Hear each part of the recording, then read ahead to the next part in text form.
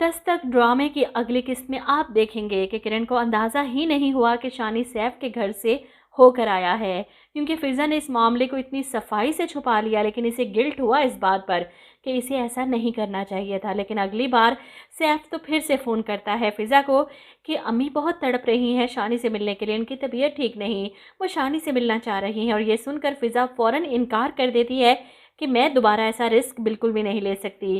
पहले तो किरण को पता नहीं चला, लेकिन अब अगर ऐसा हुआ तो बहुत बुरा हो जाएगा। सैफ मिन्नतों करने पर उतर आता है कि एक बार मेरी मदद कर दें। अब पीछे खड़ी फरियाल तो सैफ की बातें सुन रही थी, आगे बढ़ती है और सैफ से कहती है, कितना रिजेक्टेड फील करती हूँ मैं जब जब तुम्हें शानी के लिए तड़पता देखती हूँ। मेरे अंदर की कमी मुझे और अजियत पहुंचाती है और तकलीफ़ देती है। ऐसे में सैफ फरियाल को तसल्ली देता है कि मैं तुम्हारे साथ हूँ, तुम एक बार शानी को दिल से अपना बेटा तस्लीम कर लो, फिर सब ठीक हो जाएगा। वहीं दूसरी तरफ किरण, जो किसी काम के सिलसिले में घर से बाहर गई थी, और फिज़ा सैफ की बातें सुनकर काफ़ी परेशान थी। क्या इसे शानी को जाने देना चाहिए? ऐसे में वो सैफ को बुला ही लेती है कि सिर्फ 1 घंटे के लिए, मुझे नहीं पता कि किरण कब तक वापस आ जाए, इसलिए कोशिश कीजिएगा 1 घंटे से पहले पहले शानी को वापस छोड़ जाइएगा। वो मुलाजिम के ज़रिए शानी को बाहर गेट तक पहुंचा देती है और वहां से सैफ इसे लेकर अपने घर चला जाता है। और कुछ देर बाद ही किरण अपने घर वापस आती है, शानी को आवाज़ें देती है। जब वो अपने कमरे में नहीं नजर आता तो बाहर फिज़ा खाला से आकर पूछती है, शानी कहाँ है? फिज़ा तो घबरा जाती है क्योंकि अब वो झूठ नहीं बोल सकती, शानी घर पर नहीं। वो साफ गोई का मुजाहिरा करते हुए किरण से कहती है कि सैफ आया था, बहुत परेशान था अपनी अम्मी की तरफ से, वो बीमार है ना, अपने पोते को याद कर रही थी, इसलिए इसकी परेशानी देखते हुए मुझे उसे कहना पड़ा कि वो शानी को ले जाए। ये सुनकर तो किरण को चक्कर आ जाते हैं। ऐसे में फिज़ा ही इसे संभालती है। क्या हुआ किरण, ठीक तो हो तुम? किरण की तबीयत थोड़ी बेहतर होती है तो वो फिज़ा खाला पर चिल्लाती, किसकी इजाज़त से आपने मेरे बेटे को सैफ के साथ जाने दिया?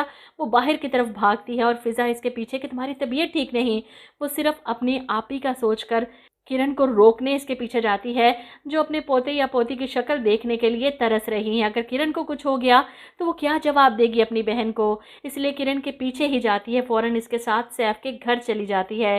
किरण सारे रास्ते इन्हें कोसती रही, आपने ठीक नहीं किया फिज़ा खाला, मैं आपको इसके लिए माफ़ नहीं करूंगी। वो फ़ौरन पहुंचती है सैफ के घर, जहां पर शानी अपनी दादी के गले लगे इनसे बातें कर रहा था। सैफ तो खुश था अपने बेटे से बातें करके। इतने में किरण गुस्से में दनदनाती घर में आती है और शानी को आवाज़ें देती है और गुस्से से इसे हुक्म देती है कि गाड़ी में जाकर बैठो फ़ौरन, और सैफ को धमकाती है कि आइंदा मेरे बच्चे को बरगला कर घर लाने की कोशिश की ना तो मैं नहीं आऊँगी, पुलिस आएगी तुम्हारे घर, समझे तुम?